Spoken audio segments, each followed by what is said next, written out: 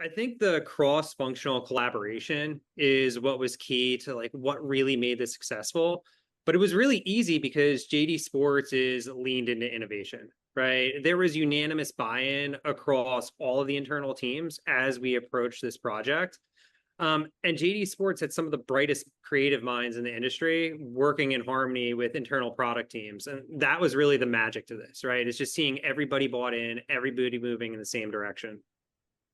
And Arianne, I'm curious from your perspective, like you mentioned some of the brand partners that you had to get on board to do this, but like, how did you get this greenlit from within your team, your executive team, and then bringing in and determining like which brand partners were going to be the right ones to kind of take this on with you? And maybe if you can explain just kind of like that whole process and like how you guys kind of came together to make this decision to move forward. Why video commerce and why prioritize that together? Sure.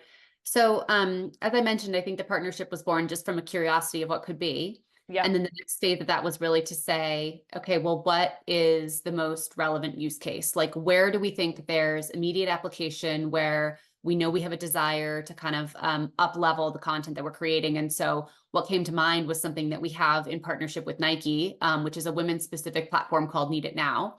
And this is where, we deliver kind of unique product collections and assortments for women, and think about, it's really meaningful in our space to show inspiration, to show styling. And so we thought, okay, this is a great starting point.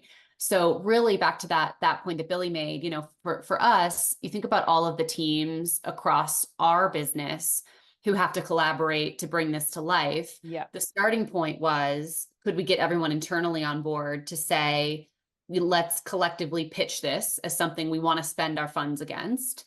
Let's collectively share a vision for what this first iteration could look like. And then let's bring, Firework into the fold to understand kind of the role they can play within it. So that was the starting point. And then we really started to evolve from there.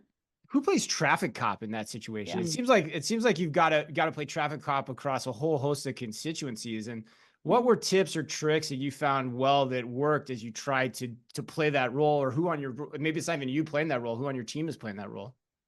Yeah, I mean, I thankfully have a really strong leadership team, and cross-functionally, we have a lot of talent. So honestly, it was really easy for me to empower the teams to do this and take this on. And I think once we gave them the creative bandwidth and kind of the mission statement, then the process took off from there. But really, we thought about it as like integrated into our existing go-to-market process with a brand partner, right? So it wasn't reinventing the wheel; it was inserting a new relationship with Firework. But I think that's where, credit to Billy and the team, they really integrated into that well. And so we really thought of it as just a new kind of format or a new execution of how we would come to market with content. And we took it through that exact same process flow, and had all the right cross-functional folks at the table.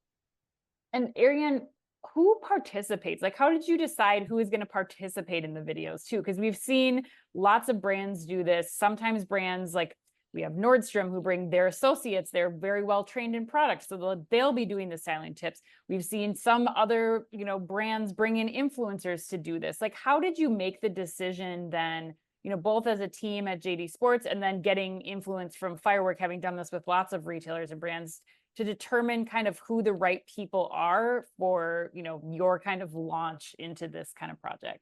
Yeah. Well, I think, in the range of the partnership, we have opportunity to continue to explore more forms. But we have a really vast influencer network, and we're always thinking about how influencers can almost validate and authenticate our brand voice, right? So really it's more meaningful for our community to see this validated through someone who is relatable and is like them from a consumer mindset. So we really started with influencers. We did use some of it from our production photo studio, and that our brand marketing teams were creating, but it was really back to the use case, to be intentional about what was the purpose of the content we were creating and who were we involving to make sure that content was fit for purpose, right? Because I think that's the lesson that we're having around this proliferation of content, is like, really the formats need to be really different, and the type of content needs to be really different depending on how you're going to bring it to life. So for us, the entry point was influencers. I often think about how we leverage our store associates. And I think that's potentially a future path for us as well, because, you know, we have tens of thousands of store associates who really are our customer. They really represent our customer. And so I think there's a lot of power in brands leveraging that. But yeah, we started with an influencer network and a lot of our kind of owned brand content as well.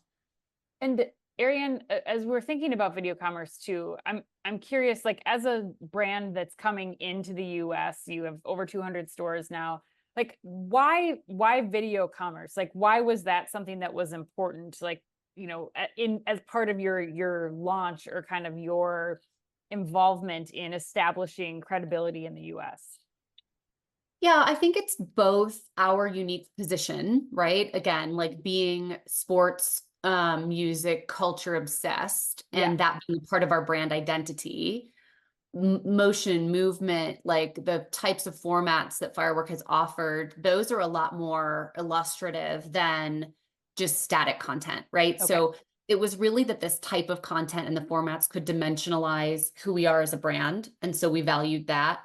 And I think we're just constantly thinking about how do we authenticate the brand when we bring it to market, right? And how do we differentiate as well? Like what could be unique and different? And so that was a big driver.